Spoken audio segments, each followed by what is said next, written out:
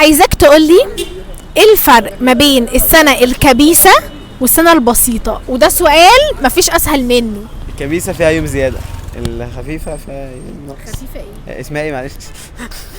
السنة الكبيسة والسنة البسيطة. بص انت لخبطتني. السنة الكبيسة بيبقى فيها يوم زيادة. اللي هو يوم ايه؟ جدع. تلات. جدع. ماشي. بيبقى فين بقى؟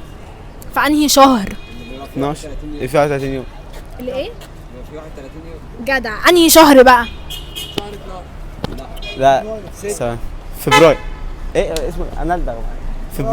فبراير. طب انا اسالك سؤال، فبراير فيه 31 يوم؟ ايوه قلت ايوه قلت. طب فبراير ده شهر كام؟ مش 3. طب اسمع. جدع. أربعة. فبراير شهر